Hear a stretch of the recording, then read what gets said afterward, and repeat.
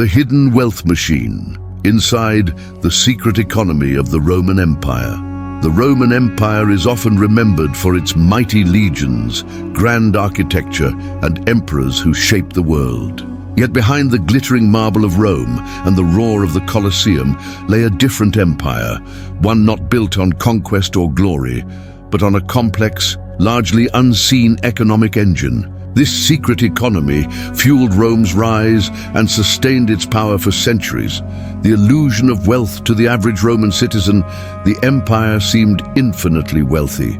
Gold coins bearing the emperor's face flowed through bustling markets, exotic spices filled the air, and amphitheaters hosted grand games funded by seemingly endless imperial riches. But this illusion masked the truth.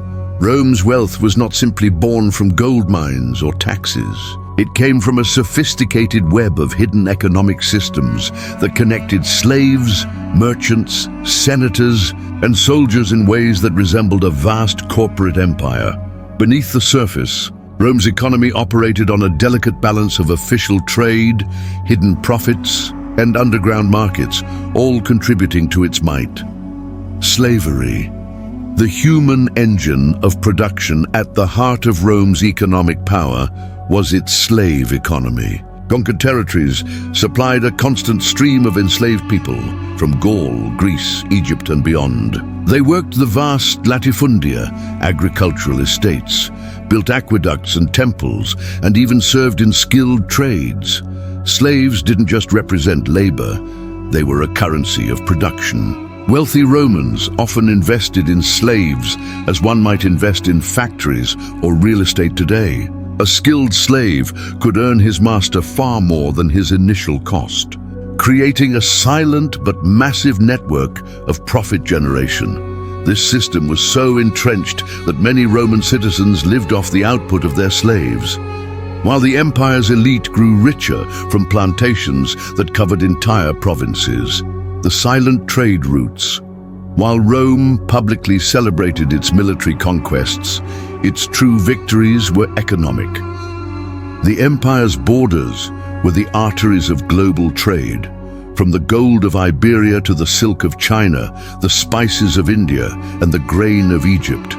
But not all of this trade was recorded. Behind the official trade routes existed black markets and private merchant deals, a shadow economy that enriched generals, governors, and even emperors. Ships often carried unregistered cargo, and local governors frequently taxed merchants unofficially, keeping a portion for themselves. In many ways, this underground network was the real lifeblood of the empire, ensuring that luxuries, silver, and goods reached Rome even when official channels faltered. Currency manipulation and imperial control. Rome's government cleverly managed its economy through control of its currency, the denarius. At first, the silver content in coins was high, symbolizing trust and stability. But as Rome expanded, wars drained the treasury. To sustain military campaigns and public spending, emperors began devaluing the currency, reducing its silver content but minting more coins. This practice, known as debasement, was an early form of inflation. It allowed Rome to appear wealthy while secretly diluting its economy. Merchants, however, adapted, raising prices, hoarding silver, and trading in secret markets where real value still mattered. Thus, even money itself became part of the secret economy, where official value and real value were not the same.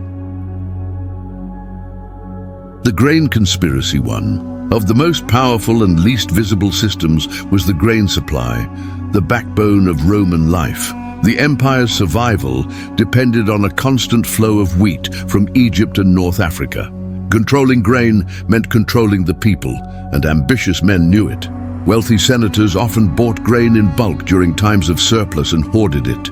When shortages came, they sold it at inflated prices, sometimes even manipulating the market to destabilize rivals. These secret deals, carried out behind the Senate's back, could determine the fate of emperors. The famous bread and circuses policy, free grain and entertainment to pacify the masses, was not just generosity. It was economic theater, masking the fierce private competition for control of food, and therefore power, hidden taxes and provincial wealth officially. Rome collected taxes from its provinces in coin and kind. Unofficially, provincial governors often demanded extra contributions, disguised as fees or donations. These hidden taxes didn't go to Rome's treasury, but to the governor's private fortunes. In some provinces, like Judea and Egypt, tax collectors became so powerful that they operated like local kings. This underground flow of wealth was enormous. Much of Rome's luxury came not from its central treasury, but from private fortunes built through hidden taxation. The empire's economic paradox. The Roman Empire's wealth was both vast and fragile. It rested on exploitation, secrecy, and illusion, an empire that looked rich because it knew how to hide its debts and channel its profits through unseen hands. By the 3rd century, this secret economy began to crack.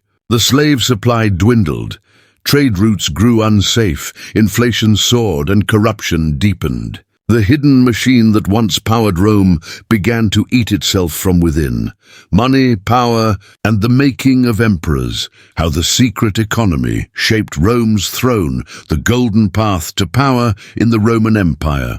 Power was never just taken, it was bought. From the Senate to the battlefield, gold was the true weapon of empire building. Emperors rose not only through conquest, but through a vast and silent economy of bribery, loyalty payments, and hidden patronage networks.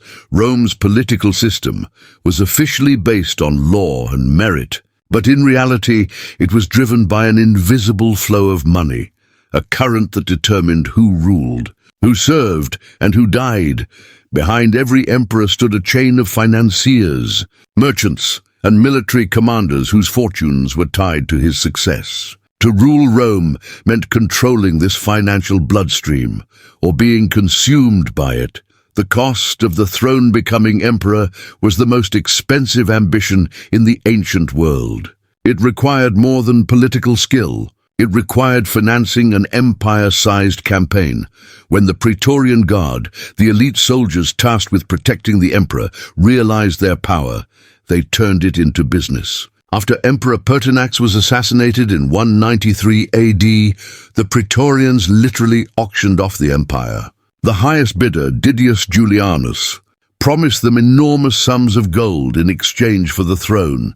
His rule lasted only 66 days. But his story exposed the truth. Even the imperial crown had a market price. From then on, every emperor knew that keeping power required more than armies. It required constant payments to soldiers, senators, and the people. The invisible investors, many powerful families, known as the Equestrian Order, acted as silent investors in imperial politics. They financed wars, trade expeditions, and even construction projects, expecting massive returns once their chosen candidate reached power. These elite financiers controlled mines in Spain, trade ports in Egypt, and shipping lines across the Mediterranean. They formed something like an ancient oligarchy, not officially part of the government, but deeply influential behind the scenes. When an emperor favored their interests, they rewarded him with loyalty and wealth. When he threatened their profits, they turned to his rivals. This secret economic alliance determined the rise and fall of emperors as surely as any battle. The military economy. The Roman legions were not just an army, they were a financial institution. Soldiers expected regular pay, land grants, and spoils of war. Emperors who failed to deliver faced mutiny. To maintain loyalty, rulers paid enormous bonuses, known as donativa, gifts of silver and gold to their troops. These payments could bankrupt the treasury, but without them, no emperor could survive. The army became both protector and predator of the state, feeding off its wealth while defending it. And generals, seeing this, learned that wealth could win more battles than swords. The hidden markets of influence. Rome's bureaucracy was another silent economy. Positions in the Senate, governorships, and temple offices were often sold privately. Ambitious men paid fortunes to secure posts that promised even greater profits later. For example, a man might buy the position of a provincial tax collector, not for prestige, but for the opportunity to skim taxes and control trade routes. The higher the position, the greater the potential return. Thus, government became an investment system, where loyalty was bought, power was traded, and corruption became the invisible law of survival.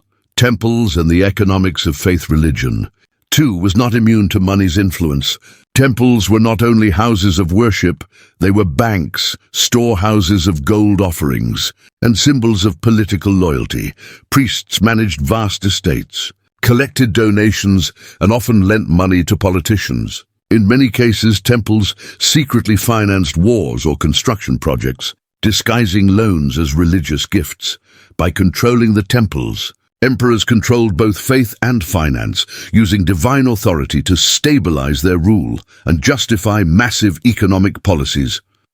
When wealth became power, and power became wealth by the 2nd century AD, Rome had become a self-sustaining circle of money and influence. The rich funded emperors. Emperors funded wars.